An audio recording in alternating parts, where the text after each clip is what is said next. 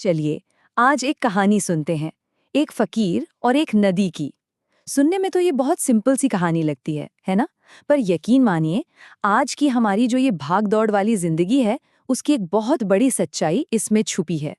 अक्सर हम सब यही सोचते हैं ना कि चलो एक बार ये सारे काम खत्म हो जाएं, सारी जिम्मेदारियां निपट जाएं, फिर आराम से जिंदगी जिएंगे। लेकिन सवाल ये है कि क्या वो सही समय, वो परफेक्ट टाइम कभी आता भी है? शायद इस कहानी में ही इसका जवाब मिल जाए। तो कहानी शुरू होती है एक नदी के किनारे से, जहां एक फकीर बैठे हुए हैं। तो सोचिए, एक ज्ञानी फकीर हैं जो बस नदी के किनारे बैठे हैं। नदी अपने बहाव में है, लगातार बह रही है और वो बस उसे एकटक देखे जा रहे हैं। बिल्कुल शांत माहौल है। ऐसा लगता है जैसे वो किसी बहुत गहरे ख्याल में डूबे हों। और यहीं पर कहानी में एक बहुत इंटरेस्टिंग मोड़ आता है। उस फकीर का जो इरादा है ना, वो सुनने में कह सकते हैं कि बड़ा अजीब बल्कि नामुमकिन सा लगता है। तभी क्या होता है कि वहां से एक आदमी गुजर रहा होता है। अब वो फकीर को इस तरह चुपचाप बैठे देखता है तो उसे थोड़ी हैरानी होती है। तो वो पास जाकर पूछ ही लेता है, बाबा आप यहाँ क्या कर रहे हैं? अब फकीर का जो जवाब था वो सच में हैरान करने वाला था। वो बड़े आराम से कहते हैं, मैं तो बस इंतजार कर रहा हूँ कि ये पूरी नदी बहकर खत्म हो जाए, फिर मैं इसे पार करूंगा। मतलब ये सुनकर कोई भी सोचेगा कि ये क्या बात हुई, है ना?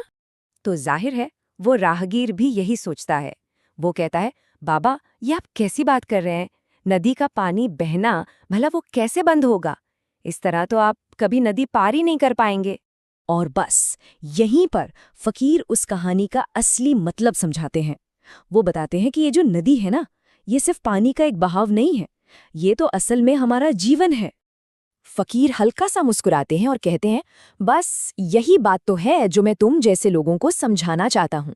तो चलिए अब समझते हैं कि आखिर इस नदी और हमारी जिंदगी में क्या कनेक्शन है।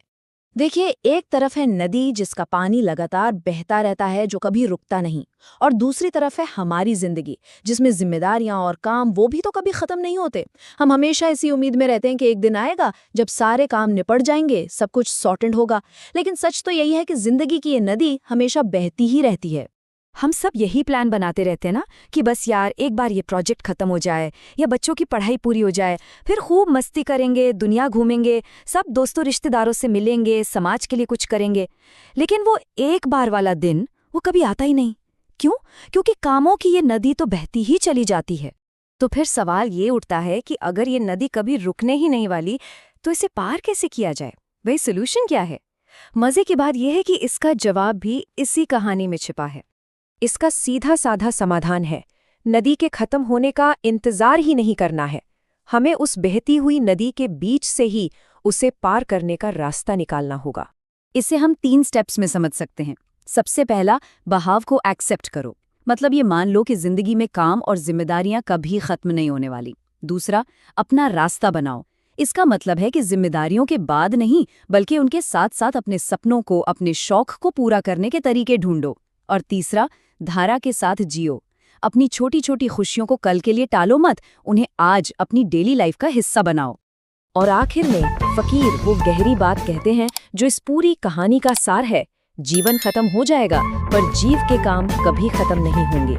कितनी बड़ी और सच्ची बात है ये, जिसे हम अक्सर भूल जाते हैं। तो अब ये सवाल हम सबको अपने आप से पूछना चाहिए, हमारी जिंदगी में ऐसी कौन सी नदी है जिसके किनारे बैठकर हम उसके थमने का इंतजार कर रहे हैं?